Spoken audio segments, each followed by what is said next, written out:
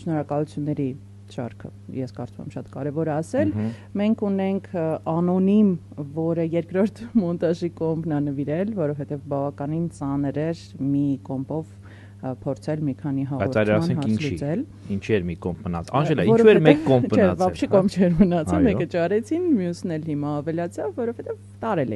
տարել էին ամեն ինչ հնարավոր էր ենթադրում եմ ինչ տեխնիկայի տպավորություն է թողել ամեն ինչ հավաքել տարել են, չգիտեմ, օրինակ միկրոֆոններ, ինչին է պետք իրանց, երևի որոշել են ոդկաստ վարել, քննչական կոմիտեում, չգիտեմ, բացատրություն չունեմ ինչ են այդ ամեն ինչը տարել, բայց ինչևէ, աջակիցները շատ արագ ինքնակազմակերպեցին, տեխնիկայի հարցում որոշ աջակիցները ԱՄՆ-ից արդեն ուղարկել են ինչ որ չի հերիքում Ամեն դեպքում նախ շնորհակալություն նրանց ով արդեն միացել է այդ օգնությանը եւ ով դեռ չի միացել, բայց ունի ցանկություն, անպայման հորդորում ենք դա անել, որ այս հաղորդումը պրինցիպիալ պետք է շարունակի եւ անտիֆեյքը պետք է շարունակի իր գործունեությունը, որովհետեւ չի կարելի մամուլի ազատությունը լռեցնել որևէ պարագայում եւ ես ու Վարուժանը այսօր այդ թվում նաեւ դրա պատճառով ենք հայտնվել այս հաղորդավարների աթոռներին նստած Ես ես մտածում եի նույնիսկ բան երբ որ դուրը առավոտյան ստացվեց որ տղաներին տես ցուցադրական ձերբակալել են ես նույնիսկ տենց ուզում էի այդ բային սարկաստիկ բան գրել տենց գրառում անել նշելով հետեւյալը որ շնորհակալություն այդ մարմիններին որովհետեւ իրենց շնորհիվ իմ հաղորդավարական կարիերան զարգանում է որովհետեւ ես վականհայտ գիտեի որ մենք պետք է հաստատ գանք տղաներին օգնության այսինքն եւ տղաներին աջակցություն ցուցաբերելու համար եւ հաղորդման աջակցություն ցուցաբերելու համար իհարկե չեմ գրել որովհետեւ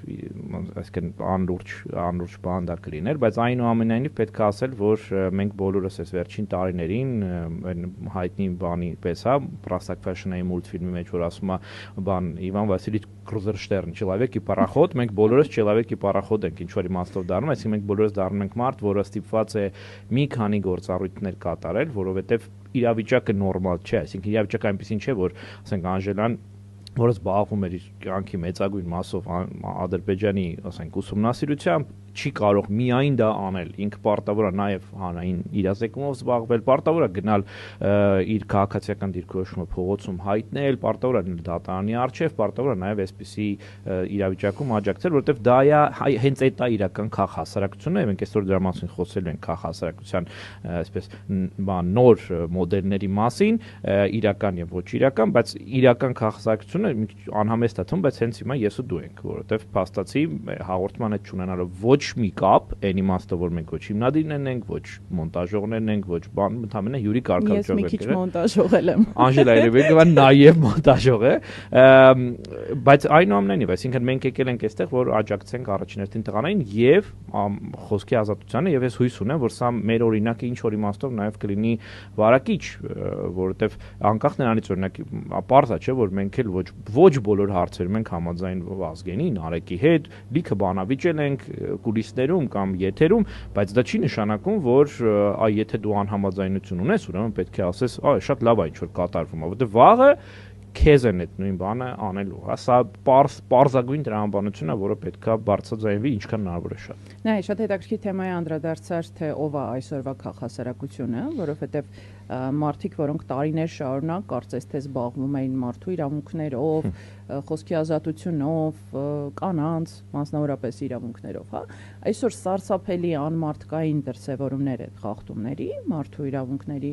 իմ կրոնական իրավունքների, որպես կին իրավունքների, հա, այդ համատարած hate-ի, bullying-ի եւ,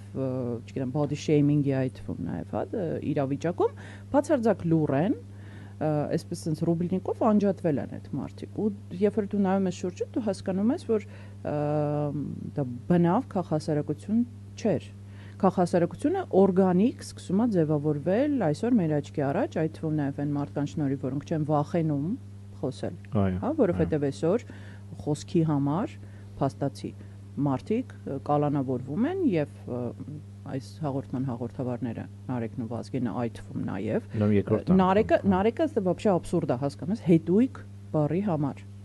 Ընդհանրապես հետույք բառի համար այդ մարդը գտնվում է այսօր կալանավայրում։ Դա նորմալ, բայց new normal-ը մեր հասարակության մեջ է, որ մեզ անդադ փորձում են համոզել, որ դա ճիշտ է, դա նորմալ է, լավ է, Հայաստանում քաղբան տրկյալ չկա եւ այլն։ Դա այն իրականությունն է, որի դեմ այդ թվում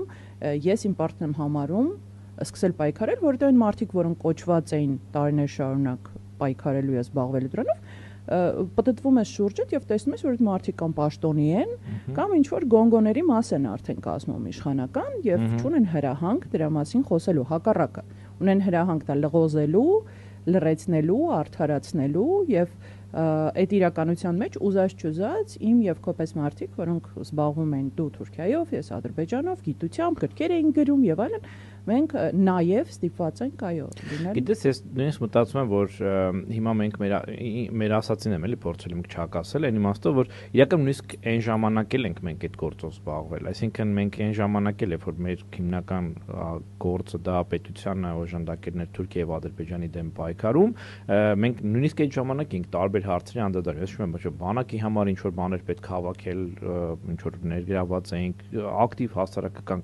բաների մեջ էինք, հա, կազմակերպությունների ծրագրերում ենք ներգրաված։ Ինչու՞, որովհետև դու չես կարող ասել, գիտեք ինչ կա, ես այդպես փակվում եմ իմ անկյունում, ես մենակ գիրք եմ գրելու, հոդված եմ գրելու ու դե մնացածը ինչ չի հետաքրքրում, դες չի դում, չի կարելի էլի անընդհատ Արթուր Մեշչյան լինել, էլի այդպես։ Հիմա աչքի տարած շատ մեր գոլեգաներ չէ, անցան, որոնք այդպես իրենց անկյունում փակված։ Ընդ որում գիտես, ես հիշում եմ մենք այն ժամանակ օրինակ որ քանի որ մենք երկուս էլ այդ շրջանում ասենք դաշտի մեջ ակտիվություն ենք ունեցել, առնվազն 2000-ականների վերջից, ես հիշում եմ ինչքան մարդ կար, որ ոնց էր իրան ճղում, չգիտեմ, ամեն ծառի համար, ամեն մի հատ տենց ընդ որում չհաստատված ինչ որ բռնության դեպքի համար, հանկարծ սխալ ասված արտահայտության, որ կարող է հնչել որևէ պաշտոնյայի բերանից եւ այլն, եւ ասեմ, որ շատ անկեղծ ինչ որ դեպքերում ես էլ եմ ապրում ակցել, որ ասում եմ, դա սխալ է, այսինքն լավ չի, որ այդպես է, հա, բայց երբ որ տեսնում ես, որ այդ մարդիկ հիմա այդ քո ասածի պես համալիր կերպով, այսինքն ոչ թե այդպես մի հատ դեպք է երկու հատ, այլ համալիր կերպով ուղղակի չեն նկատում իբր այն ինչ որ կատարվում է,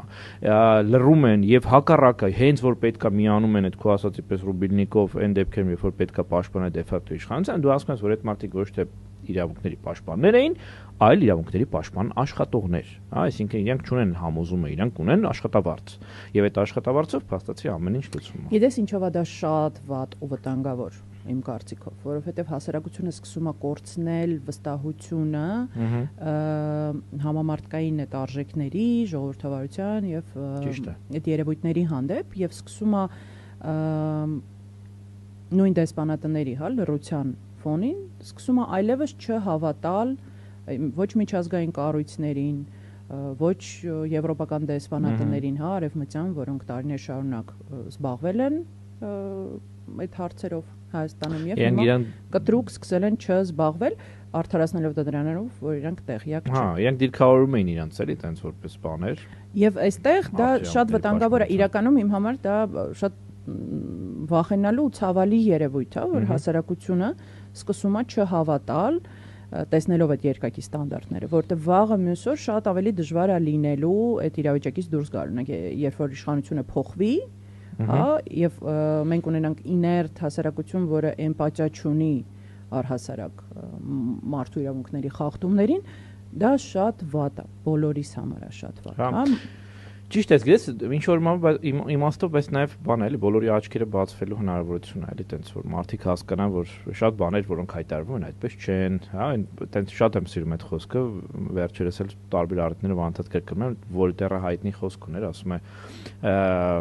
հռոմեական սրբազան կայսրությունը պարզվեց ոչ հռոմեական էր, ոչ սրբազան, ոչ էլ առավելևս կայսրություն, հիմա մերն է պարզվեց, որ այդ լիքը տենց ինչ որ կեղծ, այսինքն ինչ որ բաներ, որոնք տենց իրենց հայտարարում են որպես ժողովրդավարության բաների, արդարության, հավասարության եւ մնացած ամեն ինչի մարտիրոսներ, բարի ուղիղ իմաստով, հա, տենց պատրաստվելու, փողոցում պարկելու եւ այլն, պարզվեց, որ իրանք ոչ ժողովրդավարության, ոչ արդարության, ոչ էլ առավելևս ինչ որ ազգային հայկականի հետ որևէ առնչություն ունեն։ Դե քո հիշատակած այդ ամեն ծառ ու թուփ գրկող մարդիկ հենց եկան իշխանության, հիմա ամբողջ Երևանում ուղղակի էկոցիդ է։ Առողջ ծառերը մեծ նորմալ ծառերը կտրում են, տեղը տնգում են ինչ որ անհասկանալի սակուրաներ, Դե հայ-ճապոնական հարաբերություններն են զարգանում տենց։ Մենք պետք է ուրախ լինենք որպես արևելքով զբաղվողներ։